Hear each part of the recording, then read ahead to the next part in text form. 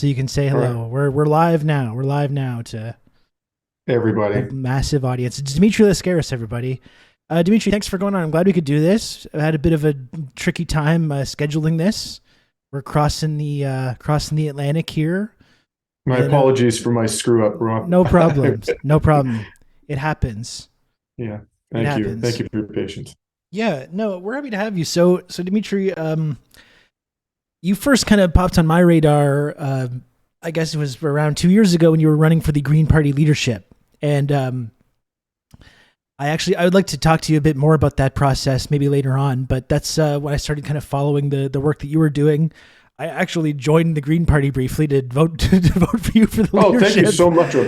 because I had no idea. Thank you yeah, so much. I appreciate I'm that not like support. really super crazy about the Green Party as a sort of political organization, but I liked the idea of having someone in the leadership that maybe had more of a bold vision about where the Green Party should be going, and especially in terms of foreign policy, which we don't hear a lot from the Green Party. Mhm. Um, so I've been following your work since that time, and yeah, so I saw that you were. Can I just interrupt you one thing? I think you and I were you on the Freedom Flotilla in 2018? No, I was not. You never participated in the Freedom Flotilla. No, no, I've Okay. covered these things and talked about them, but no. I had it in my head that you and I were on a boat at some point, but that must have been some other Rob Russo. I would like to But be on a boat anyway, with you. I would be happy to do that in the future at some point, but I, you know, I hope um, we get the chance. yeah, absolutely. But so I wanted to touch base with you, Dimitri, because I saw that you had just gone on this kind of trip. I saw you spending time in Crimea and Russia. You've been very outspoken about the Russian-Ukraine conflict and Canada's role in kind of like promoting that and prolonging it and expressing a viewpoint that's not exactly very popular in our discourse. Um, Yeah.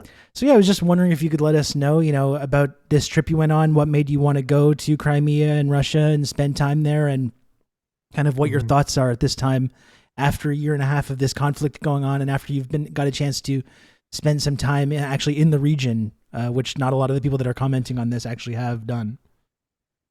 Look, it's not particularly complicated. I mean, one can disagree with my view about all of this, but to understand why I went there, why I have been so focused on this war, so outspoken about this war, all you need to know really is that I think we're living through the most dangerous moment in human history. We are in a hot war with a nuclear armed state. Things never got to this point during the Cuban Missile Crisis. We never got to the point of sending active members of our military and former members of our military who were trained by our military to assist in waging war against Russia or actually participating on the front line in combat against Russian forces. We never got to the point of flooding a country that was on Russia's border with the most lethal weaponry in our arsenals, at least conventional weaponry, and then using our surveillance assets to provide real-time battlefield intelligence to those proxy forces that are using NATO weaponry to assist them to kill Russians and destroy Russian infrastructure, and even to launch attacks on Russian soil. It never got to that point. We are well beyond the threshold of danger that we achieved or that we arrived at the peak moment of crisis in the Cuban Missile Crisis, in my opinion. And what makes this even more dangerous is that it's happening in the context of a climate crisis that's spinning out of control. The only hope we have to manage that crisis, I mean, at this stage, we're not going to resolve it anytime soon, but at least to get to the point where we can manage it in a way that doesn't undermine organized civilization, organized human civilization, we will need an unprecedented level of international cooperation for that to happen. Something we haven't experienced, certainly not in the post-World War II period. And we're heading in the opposite direction, largely because of this war. We are actually seeing a rapid deterioration in international cooperation. The world is dividing essentially into two blocks, one led by the United States, the other by China and Russia. And I see absolutely no prospect of us dealing responsibly with the climate crisis in the current conditions. My message to you, if you're a climate activist, you're an environmental activist, is you can forget about solving any ecological emergency of a global scale. unless we first bring an end to this war.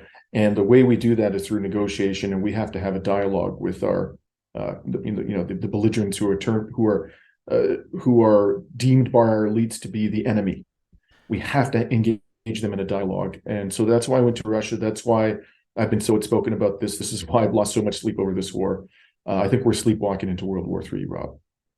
Yeah, and I think when you talk about the ways that we're kind of moving away from the idea of international cooperation and forming these kind of separate blocks, I think a lot of people just point to Russia and China as being the reason for that and point to their belligerence and kind of ignore our own role in creating that situation.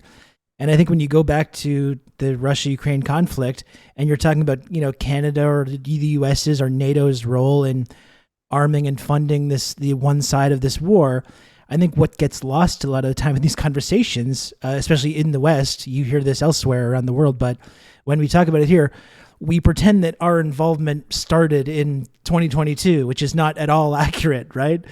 Canada and the United States have been arming and funding these militia groups in Eastern Ukraine now for like going on a decade now. And it's been a really kind of inconvenient truth over the last year and a half to acknowledge that. And we like to pretend that this is some kind of like black and white, good versus evil storyline. And we're just pitching in to help the plucky underdog defend themselves. But it's a really kind of like childish and distorted view of the way this has actually developed and the way that we've kind of encouraged this entire situation over the last decade. Yeah, the superficiality, the shallowness of Western discourse around this war is astonishing, frankly. I mean, it's not just that we were arming those militias, of course. We as in our governments, and particularly the U.S. government, Victoria Nuland, the U.S. ambassador to Ukraine at the time, Jeffrey Pyatt, Senator John McCain, now deceased, and many others from the U.S. political elite, aggressively interfered in Ukrainian politics in 2014 with a view to orchestrating, encouraging, affecting the overthrow of a democratically elected president, Viktor Yanukovych. And whatever one may say about him, Western observers, international election observers, agreed in 2010 that he was democratically elected.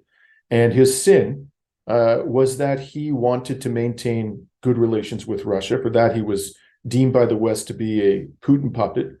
And no one ever talks about the fact that the vast majority of Yanukovych's support in the 2010 election came from the areas of Ukraine where there's a high concentration of Russian speakers and people who are ethnically Russian, and areas which historically, for a good long time, had belonged to Russia. It's not surprising that these people wanted to have good relations with Russia. They shouldn't have been, deprived of their vote, which is effectively what happened when Yanukovych was overthrown. And we've gotten into these silly debates about whether it was a coup or not a coup. I mean, look, at the end of the day, whatever word we attach to it, no rational human being looking at the evidence would say that we did not aggressively interfere in Ukrainian politics at that time. Yeah. And that we were, aggressively seeking to have him replaced by somebody who was a Ukrainian nationalist and hostile to Russia. That's absolutely clear. So, who's the aggressor here at the end of the day? I think that that's a real question that we ought to be debating in an open and transparent manner, rather than trying to shut down dissenting viewpoints, especially when there's so much at stake. Yeah, and an interesting wrinkle about that as well with Yanukovych that also is not really talked about a lot is like not only was he more neutral, not openly hostile to Russia, but also was in the had turned down a loan from the IMF to go to Russia to get a better deal on cheaper gas coming from Russia, which immediately led to these, just a few months later, these widespread protests that led to this pro-EU, pro-NATO, pro-Western replacement. And right. Again, that's something that we don't really talk about in this context. Nor do we talk about the laws that were adopted by that pro-EU Russophobic regime, which abridged the language rights of Russian speakers in Ukraine. We don't talk about the fact that dozens of pro-Russian activists were burned alive in the trade union building in Odessa in 2014. by neo-Nazi groups and ultranationalists, and that no one was held accountable for that. We don't talk about that at all. So, as I say, our discourse is just extraordinarily shallow, superficial. And I got to tell you, Rob, my greatest disappointment over the past year is to see how few people on the left, people I know to be genuine, sincere leftists and progressives in this country and elsewhere in the West, have been able to summon the courage intellectually and morally to speak out about this war and to see the reality of what is happening. I just, I'm really disappointed. I have to say that. And there have been, a number of honorable people like yourself in the progressive community who are willing to have an honest and rational discussion about all of this. But there are not enough of us at this particular point in time, and that's frightening. No, it is. I mean, it's been a really toxic climate for trying to have a nuanced conversation about this. And, I understand. I share your disappointment in a lot of this as well. And I think the failure of people on the left to talk about this has opened up space on the right to have these kind of right-wing demagogues like Tucker Carlson, for example, making these arguments which I think are pretty compelling to some people. So I think it's been a huge failure. It's been a huge failure, but it's been a really horrible climate to speak about these things. And to an extent, I understand why people become really reticent to speak out about it, because when you do try to even talk about Russia's perspective in any way, or try to inject any kind of nuance at all, or talk about, the role of Canada or the US or NATO in promoting this or prolonging it. I mean, it's just, there's this entire kind of propaganda machine that will come after you and target you and call you all sorts of things. They say you support genocide and war crimes and you're a Putinist or whatever it is. And people become really paralyzed, I think, in this kind of really toxic climate where only one viewpoint in our media is really promoted or allowed to be articulated. And anyone that kind of deviates from that is framed as being some kind of radical or extremist. And I kind of understand, even though I do find it a little disappointing, why some people, even if they don't, at the very least, will just say nothing about it because they're worried about how it's going to affect their reputation, how it's going to affect their career prospects. It can be really damaging to have these kind of things floating around out there about you. Absolutely. I think that's an entirely valid point. I recognize that.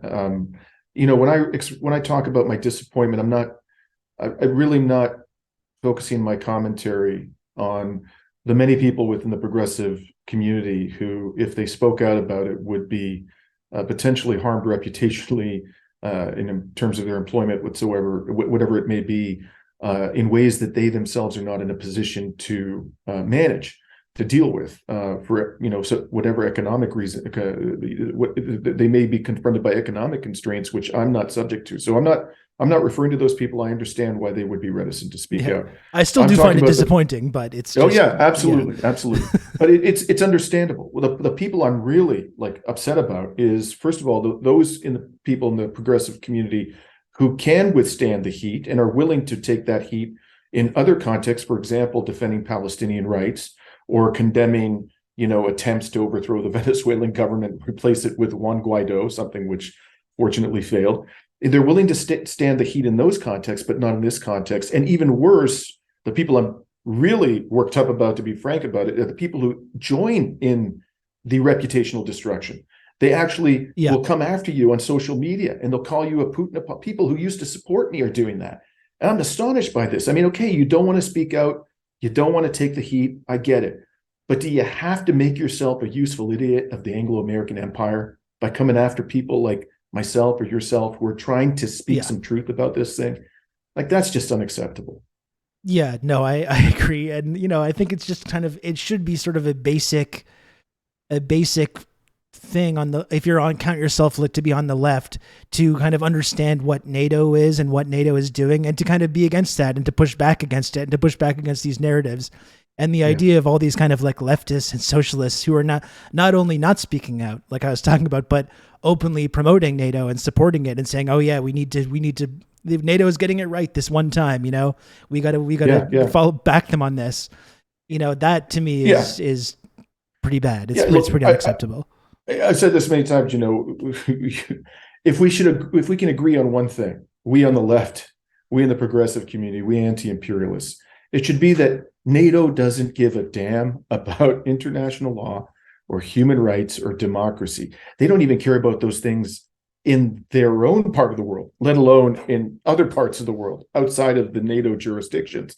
I mean, we've seen this over and over again. Did they care about international law in Iraq? Did they care about it in Libya? Did they care about it in Afghanistan?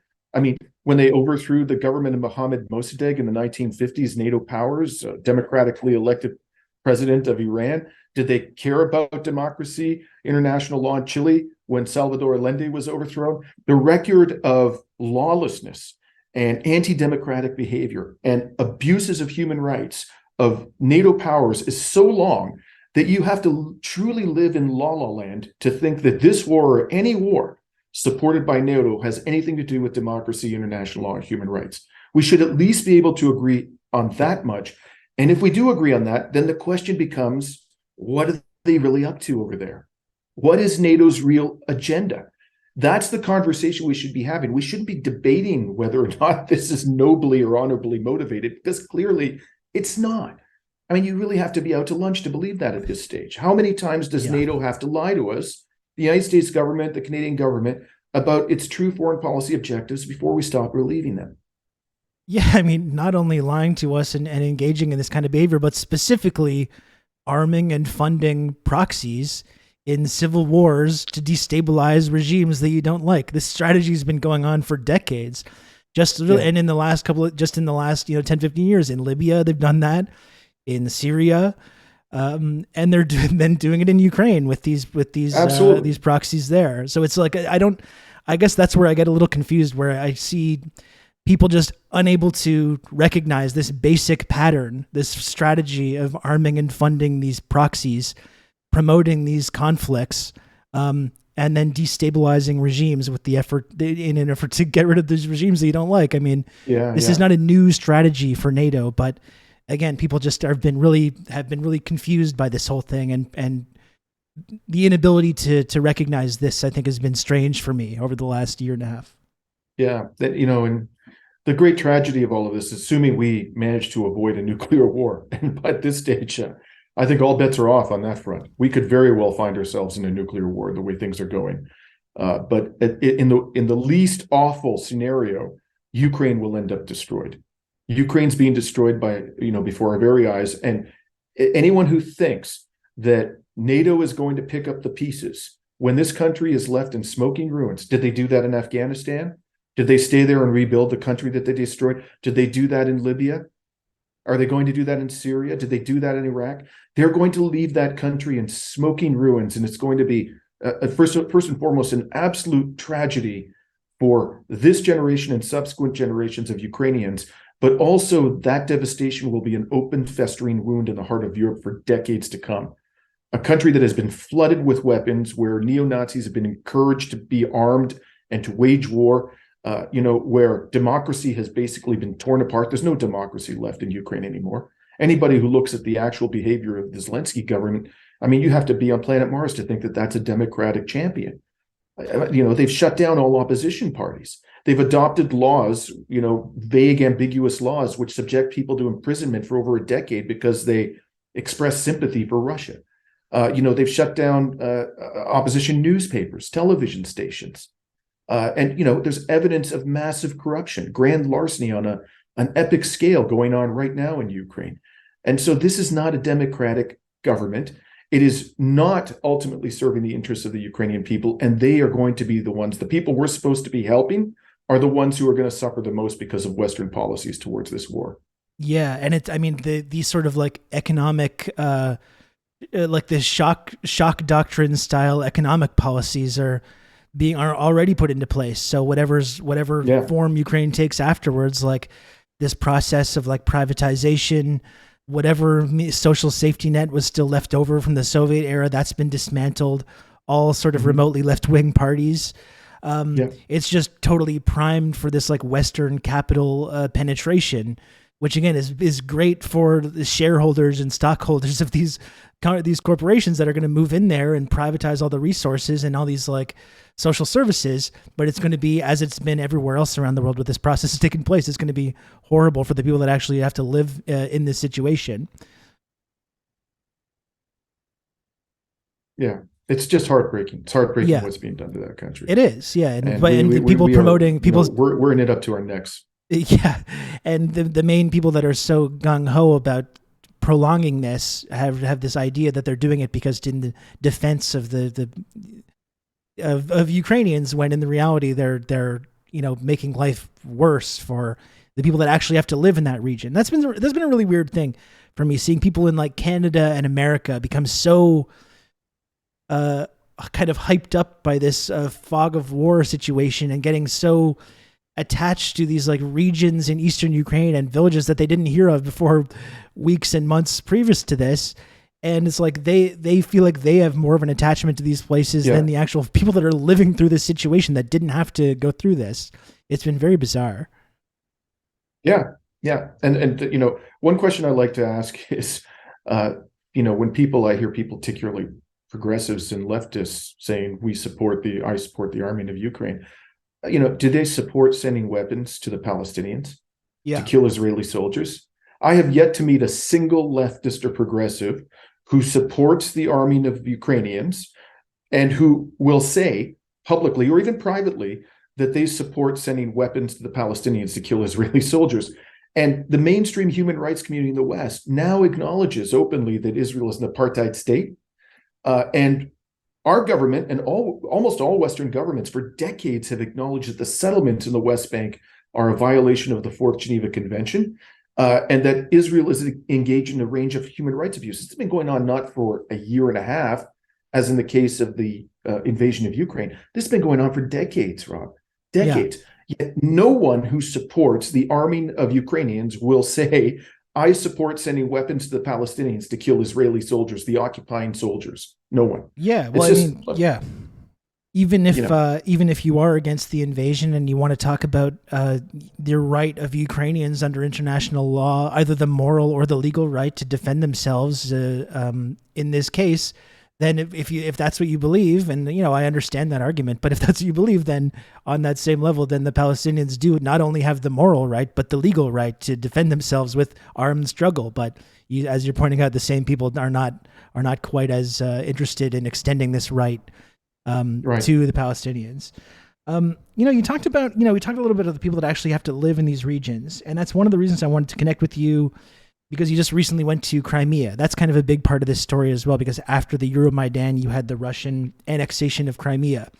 And in some of the conversations about ending this Ukrainian conflict, you have this kind of very hardline stance coming from the West saying, like, not only does Russia need to fully leave these eastern regions and immediately withdraw from there, but also Crimea as well.